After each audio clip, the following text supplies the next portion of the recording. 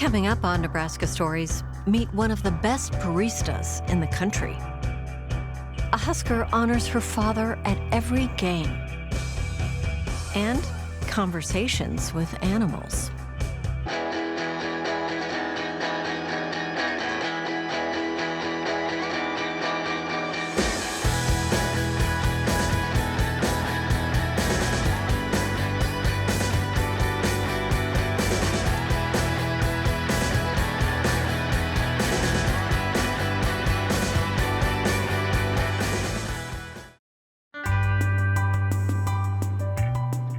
In a world where 2 billion cups of coffee are consumed every day, an Omaha man is on a mission to be the best barista on earth. He's already a national champion and placed fourth in international competition. His name is Isaiah Sheese, and he's a rock star in the world of coffee. I am the 2023 United States Barista Champion, fourth in the world. Top 6 is where you want to fall. That's kind of locks you into coffee stardom, is being top 6 in the world. It kind of just puts you in that weird niche world of coffee fame. Most days you can find Isaiah working at one of his 3 coffee shops in Omaha. He opened his first shop in the historic Blackstone district in 2014. There was nothing really open, a couple bars, but everything else was kind of like boarded up or run down at that point. We're the first one open in that whole district. First coffee shop, first restaurant, first anything at that point. Now, almost a decade later, Archetype Coffee has expanded to the Little Bohemia and Millwork Commons neighborhoods. Isaiah shared his passion for coffee might be rooted in a family tradition. I think my grandma was gonna make sure that I drank coffee, so to carry on the legacy, right? And so I started drinking coffee probably when I was like 5 or 6, just a little cream and sugar, probably more cream and sugar than it was coffee. While in college, Isaiah worked at a small coffee shop, and he says that's where he got his first taste of competition. The guy that owned that coffee shop signed me up for one of the regionals, and my first year to compete at that qualifier, I came in 5th, and so it was just kind of like a slippery slope to becoming a little bit more passionate about competition.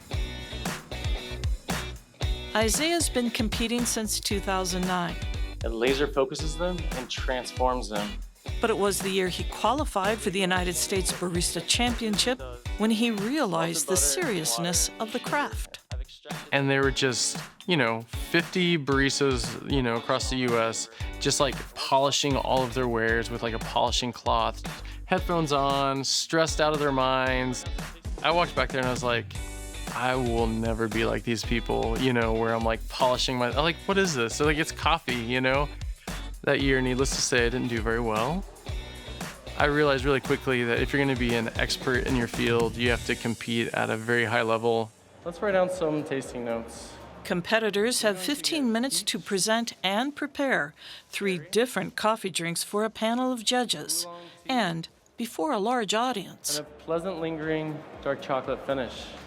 Now, Diego's processing is by no means a happy accident, but what does it do to the coffee? The way that we always describe it is kind of like a coffee TED Talk while making 12 drinks, while also curating the music as well. I believe if we want to continue to progress the landscape of our industry, that's going to take intentional innovation. You have to come up with the concept, you have to come up with the coffee, you have to come up with the tasting notes, a signature drink. It's a pretty involved competition that takes a lot of creativity and to be able to execute on a high level. Thank you. Time.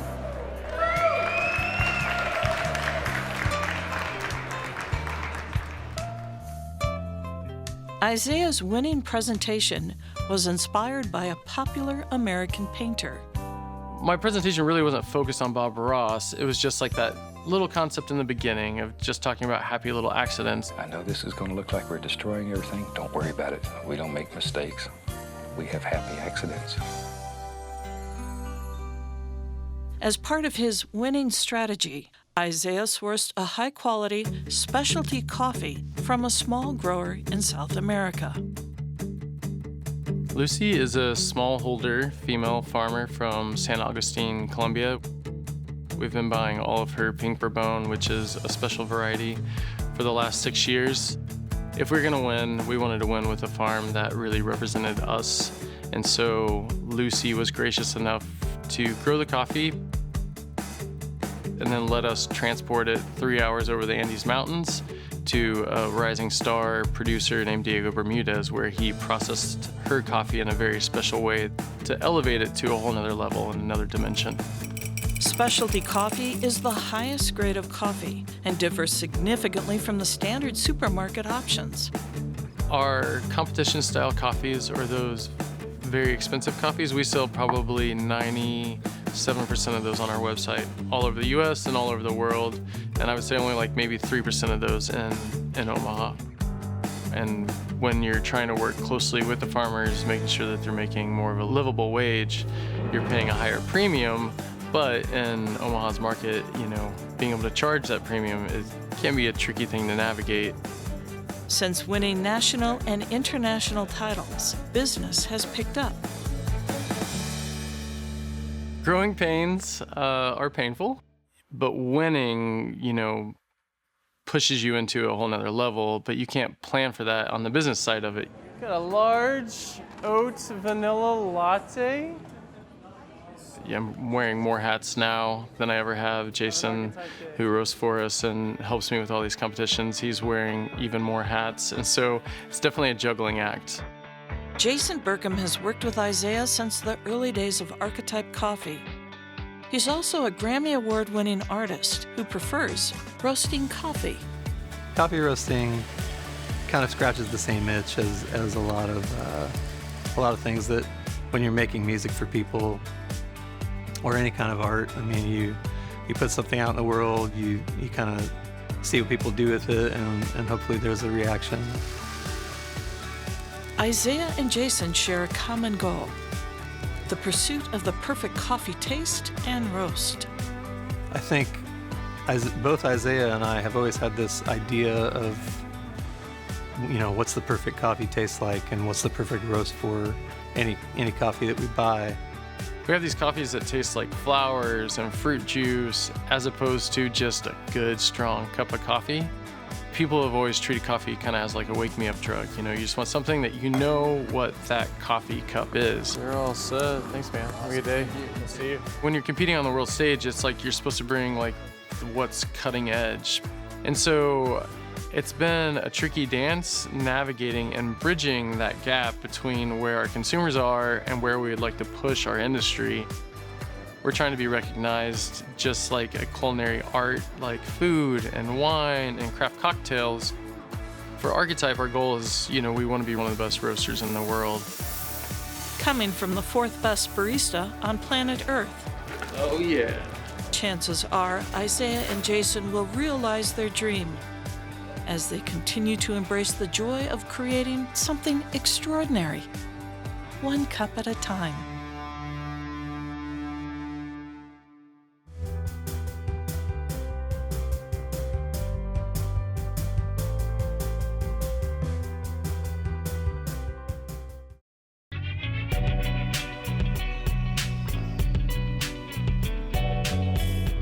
The most succinct way that I could describe Veda is that he was just this fierce, intense personality, but at the same time, like just a real softie and a really loving family man. In the late 1980s, Veda Murray wore number 27 for the Michigan Wolverines as a safety for the great head football coach, Bo Schembechler. Playing for Bo changed his life. The things that Bo instilled in him were the things that it's the way that Veda lived his life, not just in being punctual, but being disciplined, working hard and fighting for something that you believe, being disciplined in every aspect of your life. I'm from Ann Arbor, Michigan, and my sister, my brother, and I all lived there with my mom and my dad. I loved growing up there. When Harper was 3, her sister was 6, and her brother was 9, she just kind of grew up having to be a little spitfire, not just to keep up with them, but in order for them to let her hang with them. And she wasn't going to be left behind by either one of them. We went from, just probably your average family, living your life, working hard, jobs that we both liked, raising kids, to suddenly we were just kind of thrust into this crisis. In 2009, Harper's father, Veda Murray, was diagnosed with advanced stage lung cancer, a terminal diagnosis. So we spent the next couple of years trying to find a treatment that would stop the growth and relieve his pain. And that meant several clinical trials in different hospitals and different oncology protocols, but nothing ever really worked. It turned things upside down very, very quickly. On April 6, 2011, Veda Murray lost his fight following a 2-year battle with cancer. I spent a lot of time with her and her mom in the recruiting process. He was a big part of their lives, and you can tell being around them that you see all the memories. In honor of my dad, I love to wear the number. My sister wears it at Michigan. It's our way of honoring him, and I actually have a tattoo on my finger for him too. It's 27. Every time I step on the court, I play for him. I'm fighting this lump in my throat all the time. At the start of matches, at the end of matches. I cried during the match in Memorial Stadium. I was unexpectedly emotional. I think there's a definite deep motivation in her why she plays volleyball and why she wants to be great. I think she still wants to show her dad that she can do that. It shaped all of me and my sister and my brother into the people we are.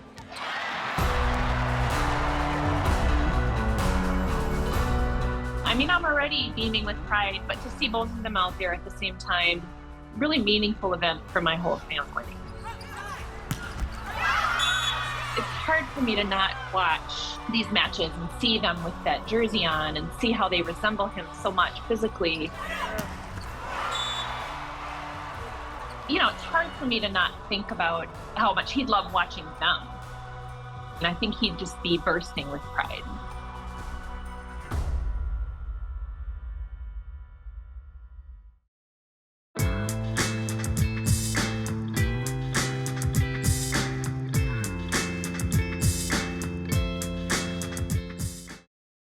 Hi, come here. Yay! Cindy Downing wants to bring animals and humans closer together. Is she not cute? Come on. She says animals are smarter than we think. They hear us, and there's a lot we can learn from them. He's my girl.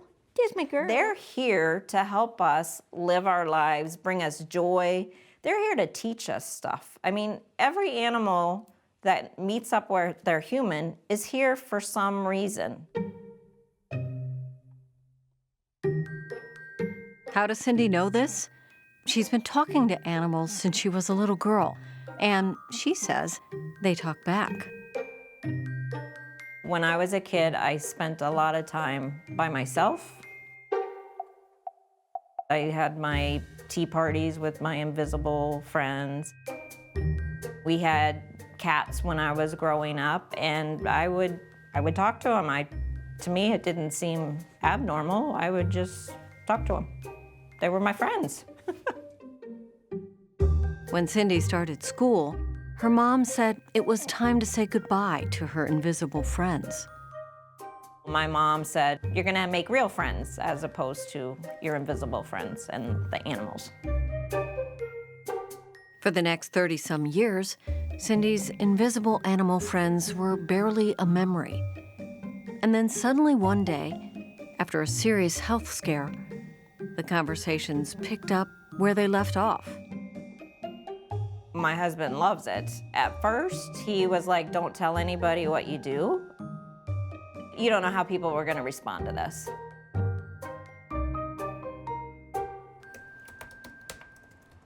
Cindy says she hears and sees words and images. Sometimes the messages require a bit of interpretation, but when she's on the right track, Cindy says she gets goosebumps. Understandably, people are skeptical. Unfortunately, they're scammers. I always tell people you should be able to validate the information the person is giving you. It doesn't have to be 100%, but I would say at least 75, 80% of the information that they're giving you, you should be able to validate. I always tell people I am not a vet. We have 2 eagles up here.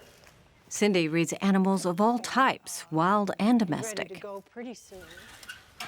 She even volunteers at animal nonprofits. Betsy Finch with the Raptor Conservation Alliance she's beautiful. wants to release this young bald eagle in time for migration. But the raptor is making a slow recovery from a broken wrist. She knows she's beautiful. Wow. I just want her to tell me if she thinks she's ready to go free. Because the wing is a little wobbly yet. She's telling me she's really gotten a lot of strength since she's been here, like Yes. from 0 to 95%. Okay. Would you say? Yeah, because she couldn't fly at all when Oh. she came in. Okay. So I'm getting goosebumps, and she's telling me she'll get even stronger because she's limited. Even though this is huge, True. she's telling me I can't go, oh, wow. I'm about to cry. She's just so brilliant. She said, I need to soar with the wind currents, and the eagles are supposed to soar, is what Right. she's telling me. How fast can eagles fly? 30, 40 miles an hour, maybe? Because she's telling me Straight that out? when she gets out of here, she will be able to fly Okay. really fast. Good. Wow. All right, lady, take it easy. And she's telling me to tell you, you're really special. And thank you. Thank you for doing the work. Wow. I tell Betsy the pictures that I see or the feelings that I get, and I'll ask Betsy, does this make sense to you? Because I don't know. This is not my environment. I'm a trained biologist and medical technologist, so science is basic to me. But I am open to ideas like this. But she's saying that she's blessed to be here. I needed to know if she thought she was ready to go, because she does fly just a little crooked.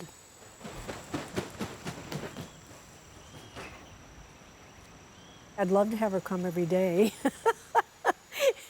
But if there's a bird or something that, again, is having issues or that I'm concerned about, I'll call Cindy. And she's been really helpful, really helpful.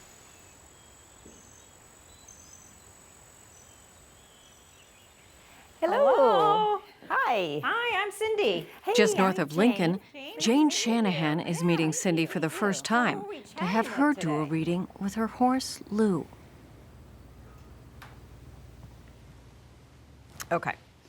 I'm getting goosebumps. Okay, first thing I heard as we were breathing, handsome, handsome, handsome. I'm handsome, handsome, handsome. People do tell me that he is gorgeous. He's telling me he's really a gentle heart. Very gentle, very kind. He's a gentleman. He's telling me you got him at a good price. Well, he was free. I saw Oh my God. sight unseen. That's a good price. Do you have any questions for him? Like today, we went over the bridge and he just walks across the bridge. No problems. When we go riding with my friend, he stops at everything and almost makes the other horse go first. Why does he do that? Because he's been over these bridges like maybe 12 times a week. First, let me ask, are the bridges wood?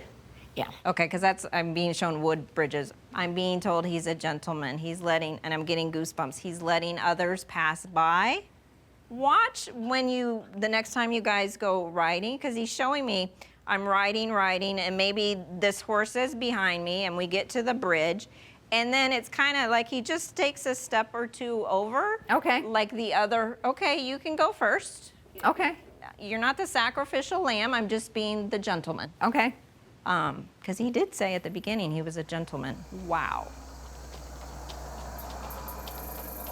A few days later, as Jane rode with a friend, her horse Lou behaved just as described. Okay, go ahead. He was letting the other horses go first and not having him go first, which is awful sweet. You know, he seems like that's just right up his alley.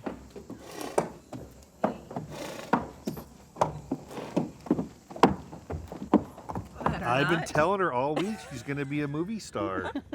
I don't think In Bellevue, Keith and Terry Towdy and their dogs Izzy and Morty have a session with Cindy. I kind of feel like she might need an upgrade in food or something because... So she's the queen. Would you consider her to be the queen of this house? The queen bee? Absolutely. Oh my God, I'm getting goosebumps. And I'm being shown that she really likes food. I'm being shown cheese and hot dogs, and to me it looks like lunch meat. Is that stuff she eats? Yes? Since I've been working from home, I make a lunch meat sandwich every day, and she gets a piece of lunch meat and cheese. There you go.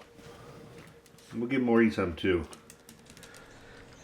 Did he have a Kong? Because he's showing me, I haven't had the Kong in a long time. He gets that on the weekends, and we were gone last weekend. And he demands it. We didn't have it with us. Oh, so did he get it since you've come home? No. No. Okay, you might want to work on that today.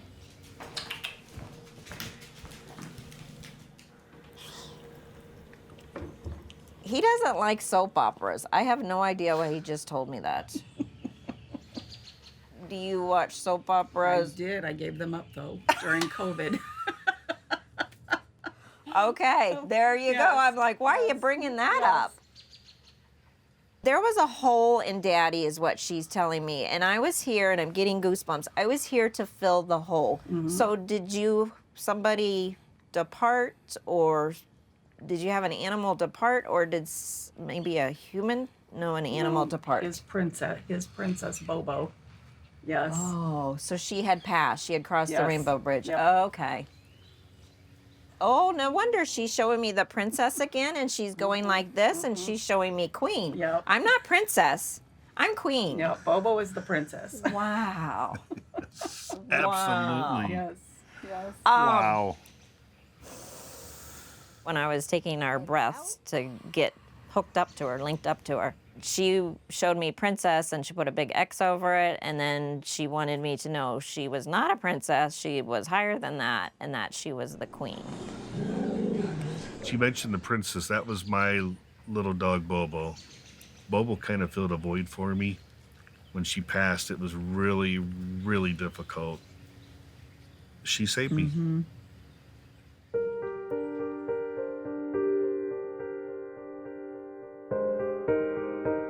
Even for those who remain skeptical, Cindy hopes humans can be open to one important message from the animal world. Be kinder. Kinder to their animals, kinder to your animal, and kinder to your fellow human beings. The world needs a lot more kindness.